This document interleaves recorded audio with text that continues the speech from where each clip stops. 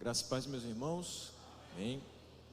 Vamos nessa manhã abrir as nossas Bíblias na segunda epístola de João.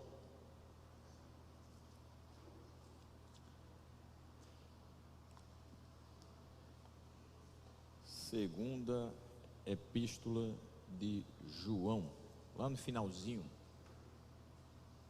Você voltando, tem Apocalipse, Judas, terceira epístola, segunda.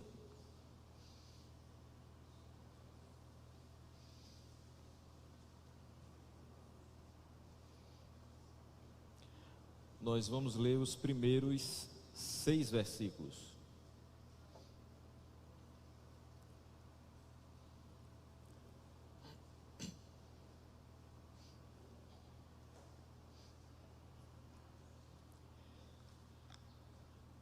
À medida que você for achando, por gentileza, se coloque de pé para que a gente faça a leitura das Escrituras.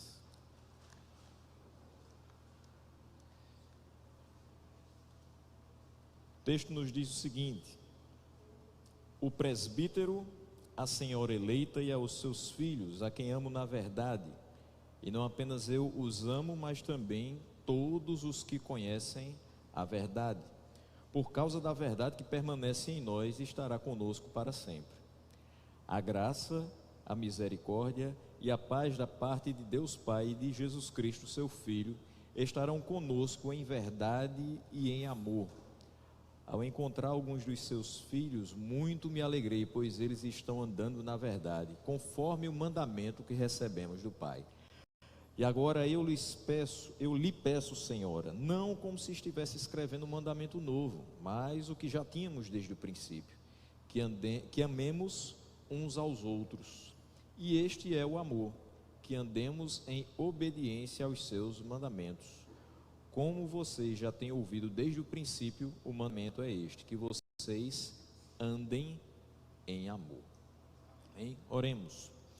Senhor nosso Deus, nós te damos graças por mais uma vez poder estar reunidos em teu nome e considerando a tua palavra, que esses 6 versículos possam produzir edificação no nosso coração nessa manhã, que nós saiamos daqui de posse de antigas verdades que seremos relembrados, como já uma vez nos foi dito, como já várias vezes nos foi dito, que possamos andar em amor. Assim nós te oramos, agradecidos no nome de Jesus. Amém. Os irmãos podem se assentar, permaneça com sua Bíblia aberta nesse texto. Certamente os textos que eu citarei fora dessa porção estarão aqui sendo apresentados. Interessante, não sei como está aí a sua versão, mas na minha sempre utilizar a NVI, a primeira linha só tem uma expressão, o presbítero, depois começa todo o texto. O autor, João, se identifica como presbítero, apenas isso. Interessante que se a gente for para as cartas de Paulo, lá vai ter, né? Apóstolo de Deus pela vontade de Cristo Jesus aos irmãos de determinada localidade, mas aqui João fala apenas o presbítero, e o destinatário é apenas a senhora eleita e os seus filhos. Também muito diferente, nós não temos aqui a colocação de uma cidade, de um estado, de uma nação, apenas a senhora eleita e os seus filhos. E essas palavras são apropriadas para designar um relacionamento de amor mútuo entre o autor e o destinatário, porque o autor tinha responsabilidade pastoral para com o destinatário. É interessante que quando João coloca o presbítero, a senhora eleita, e nós vamos considerar a senhora eleita como uma referência à igreja local e os seus filhos como uma referência aos membros dessa igreja local, o presbítero tem responsabilidade pastoral para com a igreja. E essa responsabilidade é toda ela exercida em amor. E o que é que se espera da igreja em relação ao presbítero que tem essa responsabilidade e esse amor para com a igreja? Que a igreja o retribua também com amor. Então é um relacionamento de amor mútuo, Quem fala, ama o destinatário. Quem escuta, ama quem está falando com ela. Assim deve ser a relação na igreja. E quando a gente parte para o versículo 1, analisando cada partezinha dele, a gente percebe que João, você pode dizer, mas João era apóstolo e não presbítero. Qual a relação então que há nessas duas atribuições? Nos anos da sua velhice, João era presbítero, muito provavelmente da igreja de Éfeso. Uma das cartas que a gente vai ver em Apocalipse 2 e 3. Então a gente vai perceber que ele nos seus últimos anos, além de apóstolo, sim, o apóstolo amado, mas ele também atuava como presbítero. Pedro tinha um cargo semelhante, era apóstolo, mas também era presbítero. Não há nenhuma dificuldade nessa identificação. Por quê? Porque as responsabilidades também incluíam as responsabilidades de um presbítero. Observe comigo 1 Pedro 5, de 1 a 4. Diz o seguinte: portanto, apelo para os presbíteros que há entre vocês, e o faço na qualidade de presbítero como eles. Pedro então se identificando como um dos presbíteros, falando aos seus pares, e testemunha dos sofrimentos de Cristo, como alguém que participará da glória a ser revelada. Pastoreiem o rebanho de Deus que está aos seus cuidados. Primeira atribuição: olhem por ele, não por obrigação, mas de livre vontade, como Deus quer. E ele segue: não façam isso por ganância, mas com o desejo de servir. Não hajam como dominadores dos que lhe foram confiados, mas como exemplos para o rebanho. Quando se manifestar o Supremo Pastor, vocês receberão a imperecível coroa da glória. Então João, como apóstolo, deveria fazer tudo isso, as mesmas atribuições de um presbítero: olhar pela igreja, cuidar da igreja, pastorear essa igreja, de livre vontade, com o coração aberto para amar aquela igreja, com o desejo de servir, não agindo como dominador dela, mas sendo um exemplo para os irmãos daquele rebanho, para que quando se manifestasse o Supremo Pastor, Deus, ele pudesse receber a imperecível coroa da glória. Não é diferente nos nossos dias. Nós que somos ministros do Evangelho, que também somos presbíteros, porque a palavra é a mesma, nós também precisamos ter essa inclinação. Então nós nos identificamos com essa carta de João, a maneira como ele começa a se colocar para a senhora eleita a quem ele escreve. Alguns consideram que essa expressão senhora eleita e a expressão similar que vai ter lá no versículo 13, os filhos da sua irmã eleita, finalzinho dessa segunda carta, eles são uma metáfora para a igreja, embora em nenhuma outra parte da escritura nós vamos ler senhora eleita. É a única parte que a gente vai ter essa expressãozinha, senhora eleita. No entanto, é verdade que uma igreja é referida como aquela em 1 Pedro 5,13. Olha o que é que diz: aquela que está em Babilônia, também eleita. Veja aí como se encaixa. Envia-lhes saudações e também Marcos, meu filho. Aquela que está em Babilônia, quem? A igreja que está em Babilônia, que também é eleita, ou seja, uma senhora eleita tanto quanto essa que João se refere. Envia saudações e também Marcos, meu filho. A igreja em Corinto é comparada a Eva, de quem se afirma estar desposada com um único marido. Isso vai estar lá em 2 Coríntios 11, 2 e 3.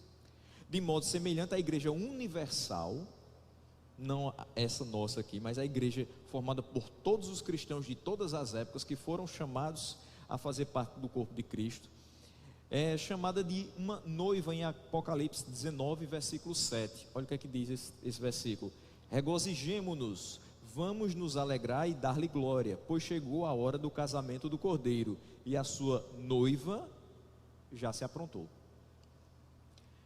E também é referido como uma mulher em Apocalipse 12, do 1 ao 6, e como uma noiva adornada para o seu esposo em Apocalipse 21, 2. Então a gente percebe que em todas essas referências do Novo Testamento, a igreja vai sendo sempre comparada a uma figura feminina. Porém, olha o que a gente vai ter também no Antigo Testamento. A nação de Israel era vista como uma noiva, em Isaías 62 e versículo 5. Então esses exemplos oferecem um precedente conceitual para a senhora eleita representar a igreja. Não há dificuldade interpretativa para que a gente considere senhora eleita como sendo a igreja. A igreja do Senhor, a senhora eleita, é formada pelos eleitos do Senhor, por aqueles que foram lavados e remidos pelo sangue do Cordeiro. É formada por aqueles que foram regenerados para ser parte integrante desse povo. E a igreja precisa ter um caráter imaculado. O que isso quer dizer? Santo. Precisa ter um caráter santo. E por amar a igreja, João deseja que ela permaneça santa. Veja o que ele diz aqui: a quem amo na verdade. Ele ama a igreja, a senhora eleita, e ama os seus filhos. Quem são os seus filhos? São os membros dessa igreja. E ele diz: a quem amo na verdade. João não está querendo fazer média com aqueles irmãos, ele os ama na verdade. E se eu amo a igreja, eu tenho a inclinação de querer que ela permaneça no caráter santo, como o santo é o Senhor dessa igreja. O amor pela igreja se deve ao fato de ele saber a quem pertence a igreja, meus irmãos, a Deus. A igreja tem um dono. Se eu amo a Deus, eu amo a sua igreja, a sua noiva, a sua senhora eleita. E ele diz: não apenas eu os amo, mas todos os que conhecem a verdade. Ele tem uma responsabilidade para com a igreja, por isso ele a ama, principalmente também por quem ela pertence. Mas é só responsabilidade de João, do apóstolo, do presbítero amar a igreja? Não. Eu fiquei muito feliz quando Graciano falava aqui a respeito disso, que é responsabilidade de todos cuidarem e zelarem e amarem a igreja, através do seu comprometimento, através da sua oferta missionária, através da sua presença, através do seu entusiasmo.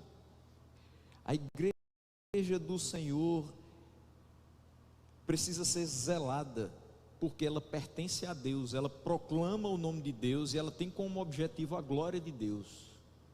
Tudo o que ela faz é em amor e em dedicação a Deus. E às vezes nós chegamos a ser reputados como chatos, repetitivos, quando nós insistimos em trazer conscientização ao povo de Deus sobre a necessidade e a importância da participação ativa de todos os membros naquilo que é proposto para a vida da igreja. Mas é porque, assim como nós amamos a igreja, nós esperamos que vocês também amem a igreja.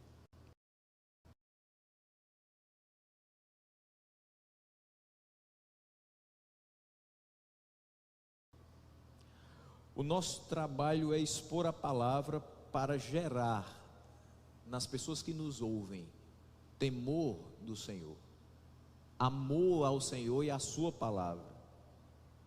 E isso gere nos corações amor pela obra do Senhor e faça com que você caminhe em direção a fazer a vontade de Deus expressa na sua palavra. Que você não retroceda, que você não encolha as suas mãos para ajudar a obra do Senhor a ser levada mais distante do que nós.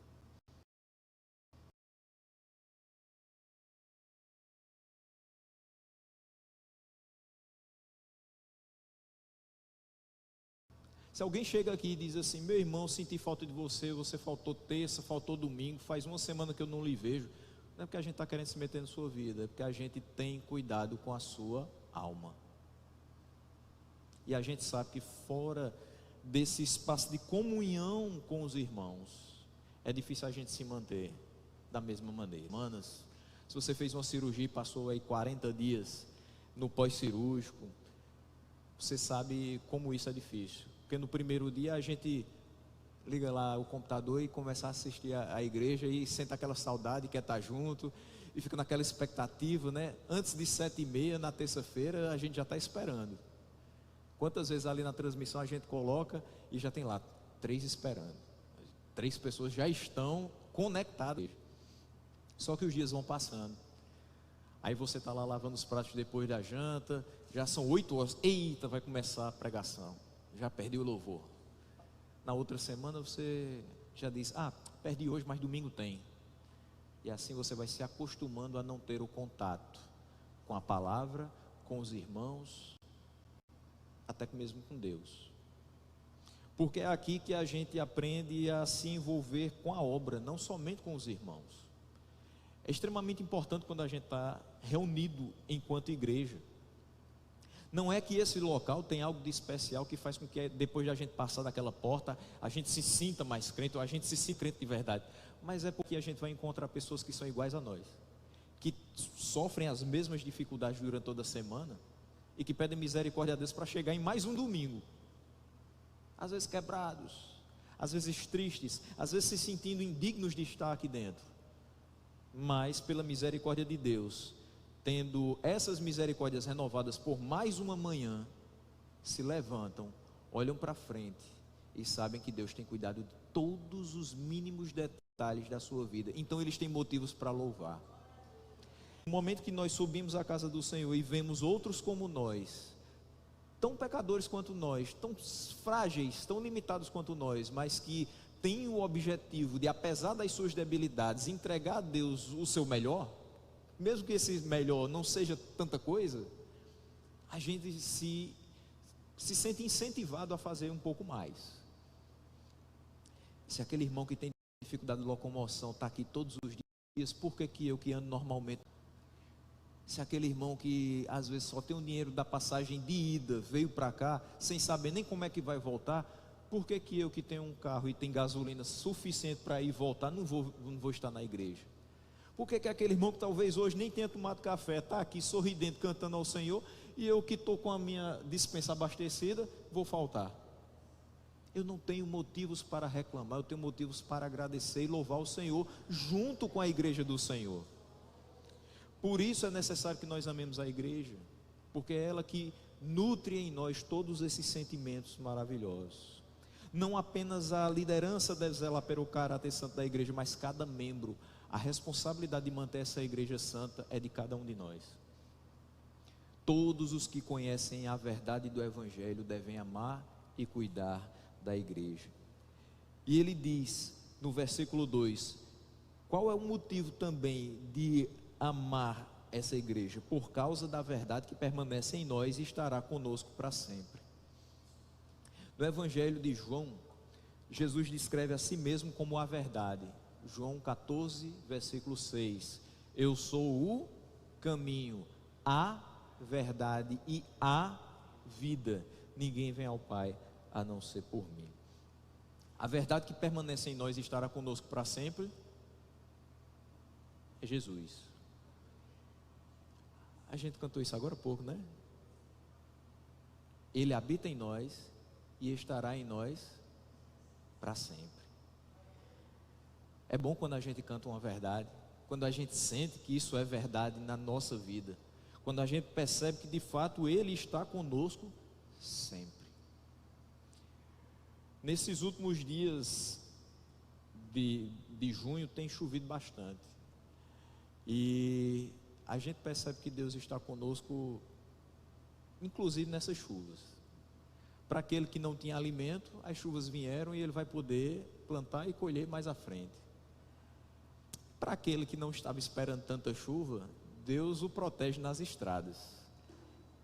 Eu fui a João Pessoa 2 vezes, e as 2 vezes chuva, mas chuva pesada. E na última revisão que eu fiz do carro, o rapaz olhou para mim e disse assim: o senhor vai ter que comprar pelo menos 2 pneus. Eu digo: eita, comprar 2 é fazer nada, né? É trocar só uma meia, e a outra é a meia nova, né? Aí você sai com uma meia azul, uma meia vermelha. Não fez nada, né? Não, vou ter que trocar os 4. Pancada forte, né? Numa época dessa do ano, mas Deus é grande. E eu disse: mas eu vou precisar pegar minha medicação. E fiz isso sexta-feira.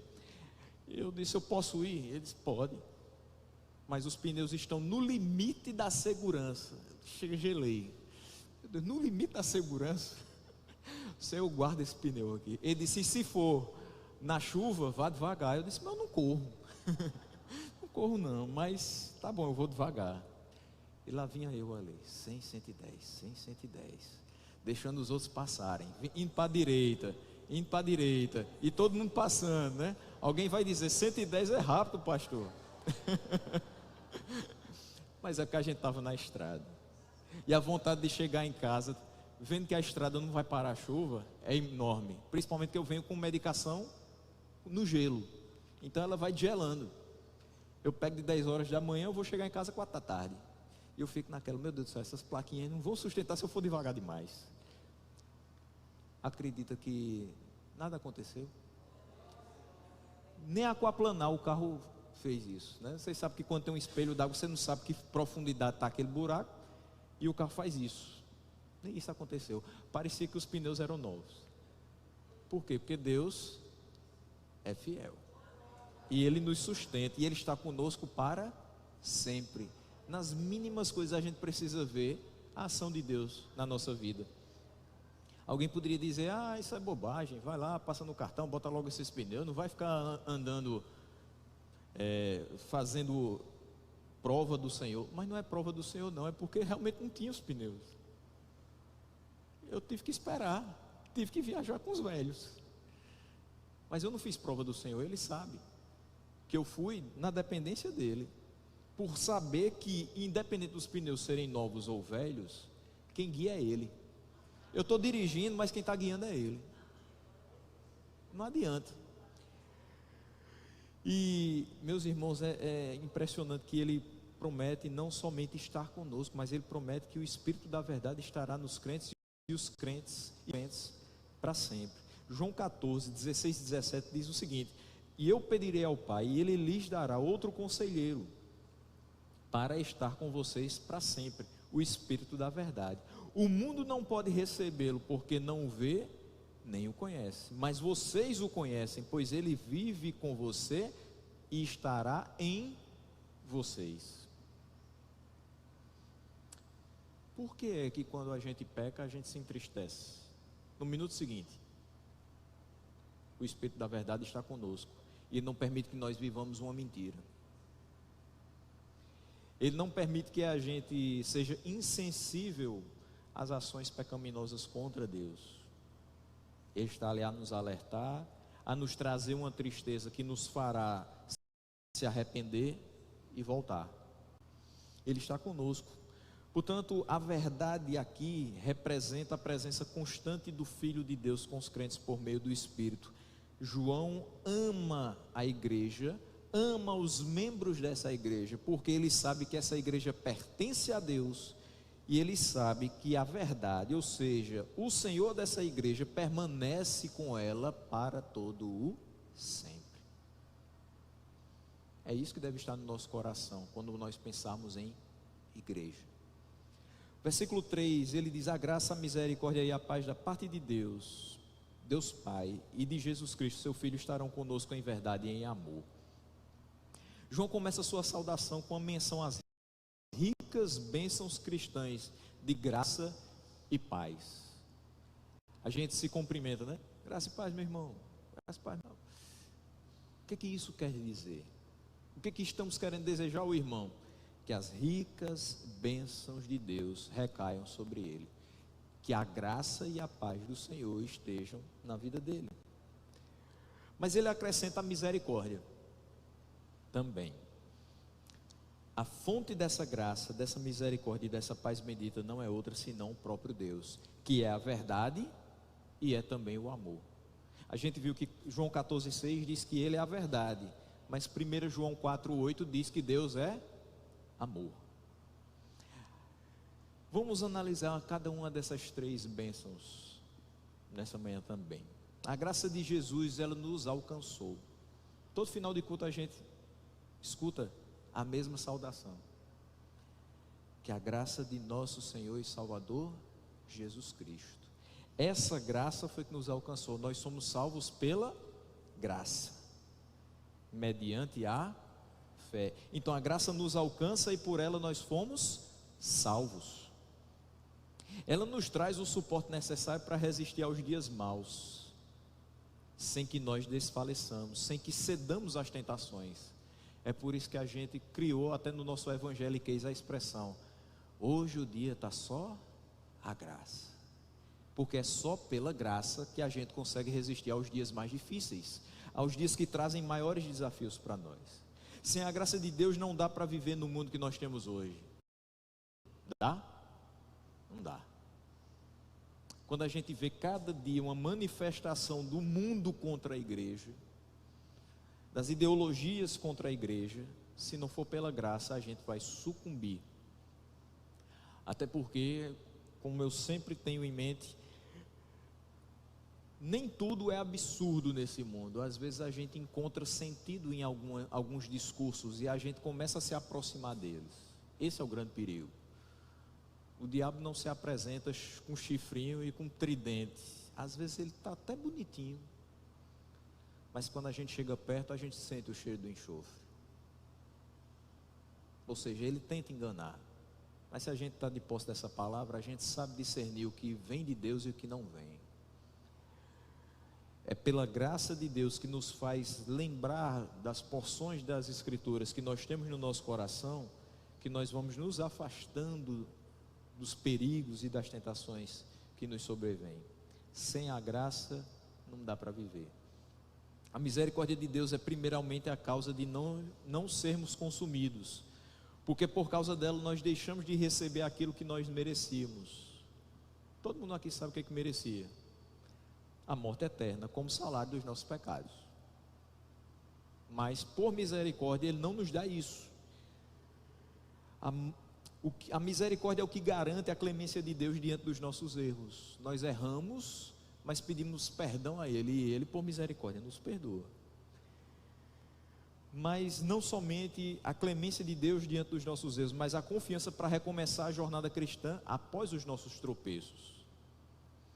Porque quantas vezes nós erramos, pedimos perdão, sabemos que Ele nos perdoa, mas o erro continua a nos martirizar, martelar na nossa cabeça. Ele diz: eu já te perdoei, das tuas iniquidades eu não mais me lembro. O sangue de Cristo nos justifica diante de Deus Pai. Mas a gente continua dizendo assim: mas naquele dia eu errei feio demais. Eu não sei se eu posso tomar Santa Ceia depois daquilo. Aí Paulo vem no texto de 1 Coríntios 11 e diz assim: examine-se, pois, o homem a si mesmo. Olhe para dentro de si, você sabe que está errado, e você sabe que ainda vai vacilar muitas vezes contra o Senhor. Mas ele diz: e tome do pão e beba do cálice. Você reconheceu, o que é que você tem que fazer agora? Mudar, se corrigir. Você sabe que está errado, você já se examinou, você sabe que continua praticando algumas coisas que precisam estar fora da sua realidade, mas Ele te dá confiança de você seguir o caminho. Você não vai ficar preso naquele erro, você não vai ficar preso naquele pecado. A misericórdia faz com que a gente recomece a jornada cristã após os tropeços. Eu errei, mas Ele me perdoa e me faz chegar aqui e assentar à sua mesa. Eu me examino e eu como do pão e eu bebo do cálice. Ele não quer que a gente fique 6 meses, 1 ano sem tomar ceia, porque está se martirizando por pecados passados. Ele quer que a gente confesse e deixe para alcançar misericórdia e continuar a caminhada. Ao cometer o pecado de hoje, não se martirize por ele durante o resto da sua vida. A misericórdia de Deus nos garantiu o perdão de pecados, e isso não aconteceu hoje. Mas onde? Está aqui atrás de mim. A representação aconteceu na cruz. Por isso nós podemos levantar após as quedas e firmar os nossos pés novamente para buscar dar passos em direção à vontade de Deus expressa na sua palavra. A paz que Deus nos dá não é como a do mundo, por isso ela é duradoura. Alguém pode dizer: bom, vou ter que viajar durante esse mês de julho, é férias dos meninos, vamos passar uns 15 dias fora, mas antes vou colocar um monitoramento na minha casa. Instala 10 câmeras. E ainda no celular fica com as imagens. Onde o Wi-Fi alcançar, as imagens estão lá no seu celular. Agora eu estou seguro. Agora eu estou em paz. Porque ele está sendo monitorado. Qualquer coisa eu vou ver aqui. Tá. Canto mais perto do mundo que você pode ir aqui de férias. João Pessoa. De João Pessoa para cá, dá quase 2 horas. Você vai fazer o que se o ladrão entrar? Você vai assistir em Full HD o ladrão entrando. Mas você não vai voltar a tempo de tirá-lo. Você vai ficar em paz? Assistindo de camarote ao furto da sua casa? Não, mas eu coloquei também cerca elétrica. Eu não estou dizendo que você não faça isso, não. Nossa casa tem cerca elétrica, não tem câmera, mas tem cerca elétrica. Aí você colocou a cerca elétrica e disse: não tem nada não. Se o ladrão entrar, ele toca e cai. Porque a descarga vai ser grande e ele não vai entrar na minha casa. Você já viu alguns vídeos na internet de gente cortando cerca e entrando? Eles são astutos, como o pai deles é. Porque quem faz um negócio desse é um filho de Satanás. Porque você sua, você luta, você se esforça para ter um pouco que você tem. E alguém vem e toma. E o seu coração não fica em paz. Se estiver olhando para essas coisas temporárias, que vão facilmente, o nosso coração nunca vai ter paz. Não é a segurança eletrônica que vai trazer paz ao seu coração.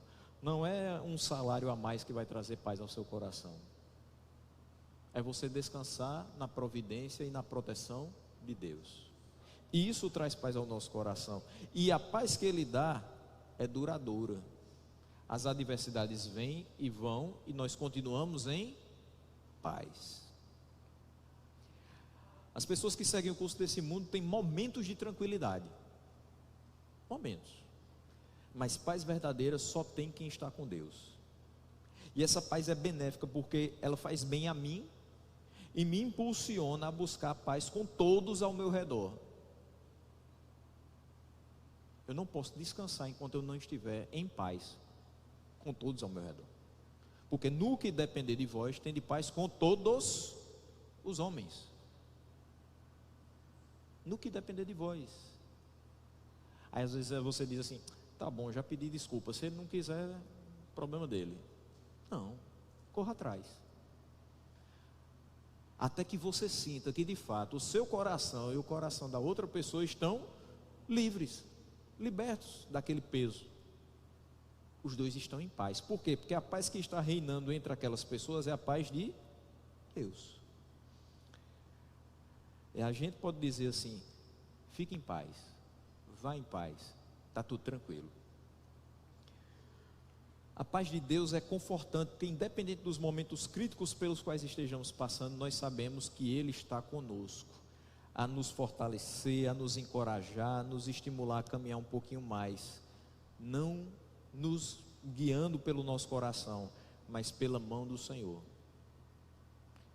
Se eu estou precisando fazer uma cirurgia e eu estou com medo dessa cirurgia, alguém chega em você e diz assim: Deus está com você. Você só falta ir correr para o médico e diz: pode abrir agora, fica à vontade. Deus está comigo, eu não tenho medo mais não. Se Deus está comigo, eu enfrento qualquer coisa. Você fica destemido, porque sabe que Ele está com você. Você é encorajado pelo fato de saber que Ele está com você. Hoje eu vou dormir sozinho nessa casa enorme. Meu Deus do céu, todo mundo saiu, eu estou sozinho. Tem gente que tem uma fobia de dormir sozinho, né? Aí você é fortalecido pelo simples fato de saber que você não está sozinho.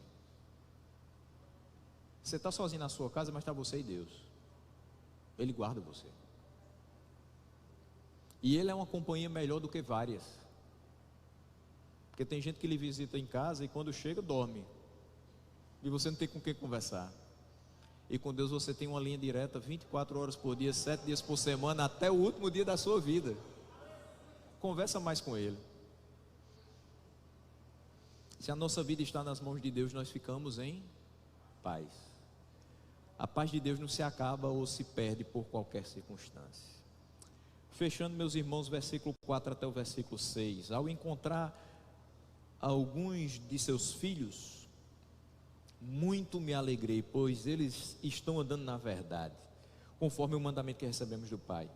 E agora eu lhe peço, Senhora, não como se estivesse escrevendo um mandamento novo, mas o que já tínhamos desde o princípio, que amemos uns aos outros. E este é o amor, que andemos em obediência aos seus mandamentos.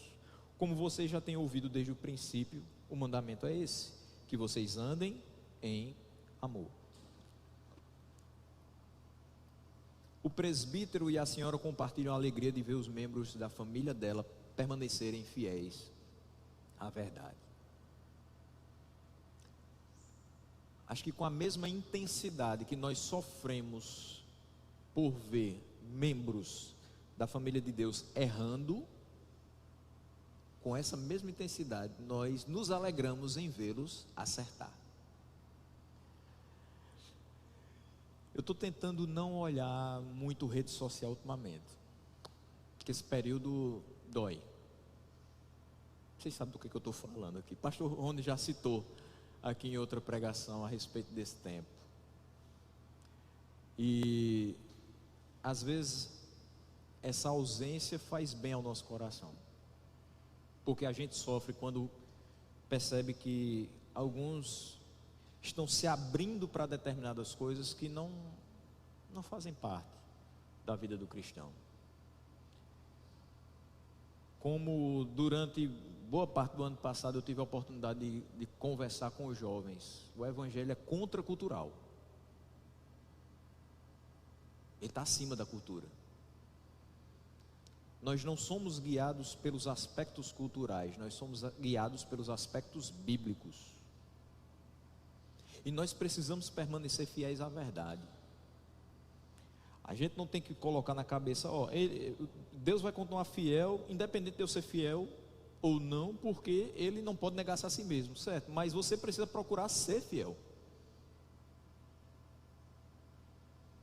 Da mesma forma que eu não posso colocar na minha cabeça que se eu pecar, eu posso confessar os meus pecados e Ele é fiel e justo para me perdoar os pecados. Só que aí eu cometo pecado de novo. Aí eu vou confessar, pedir perdão, aí Ele me perdoa, aí eu faço de novo. Porque eu tenho que confessar e deixar. Senão não alcanço misericórdia. Eu vou em algum momento ter minha mente cauterizada. Aí eu vou continuar pecando, mas deixo de confessar, deixo de pedir perdão, e aí vira uma bola de neve. Acho que é uma das maiores alegrias quando a gente percebe que tudo aquilo que Deus nos orienta a falar tem produzido algo no seu coração. E a gente percebe o seu crescimento, o seu progresso espiritual e a forma como você tem se conduzido em fidelidade ao Senhor. Eu tenho certeza, e aí eu não falo simplesmente como pastor, mas como aquele que também senta para ouvir. Então nós também somos pastoreados. E enquanto membro dessa igreja, eu também me alegro de ver que os que nos lideram também têm se conduzido em fidelidade ao Senhor. Ou seja, quando eu digo aqui que o presbítero e a senhora compartilham a alegria de ver os membros da família dela permanecerem fiéis à verdade, nós pastores nos alegramos de ver os membros da igreja fiéis à verdade do evangelho, mas a igreja também se alegra em perceber que os pastores estão caminhando em fidelidade à verdade do evangelho. É uma alegria que se completa, uma alegria mútua pelo crescimento que nós estamos tendo na palavra. A marca da fidelidade cristã é o amor mútuo, o mandamento essencial dado aos cristãos pelo próprio Jesus. João 13:34. Um novo mandamento lhes dou: amem-se uns aos outros, como eu os amei, vocês devem amar-se uns aos outros. Por isso que ele fala aqui no versículo 5: agora eu lhe peço, Senhora, não como se estivesse escrevendo um mandamento novo. Isso aqui não é novidade para vocês, no Evangelho eu já escrevi.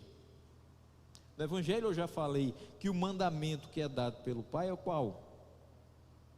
Amem-se uns aos outros. Vocês já sabem que tem que se amar. Vocês já tinham isso desde o princípio da vida cristã de vocês. As primeiras questões que vocês aprenderam foi o amor mútuo. A alegria de João se completa ao perceber que muitos dos filhos da senhora eleita estão andando na verdade. Eu fico extremamente alegre com tudo que a igreja tem feito, e fazendo uma retrospectiva já caminhando para 4 anos aqui com vocês, eu já vi o quanto a gente progrediu.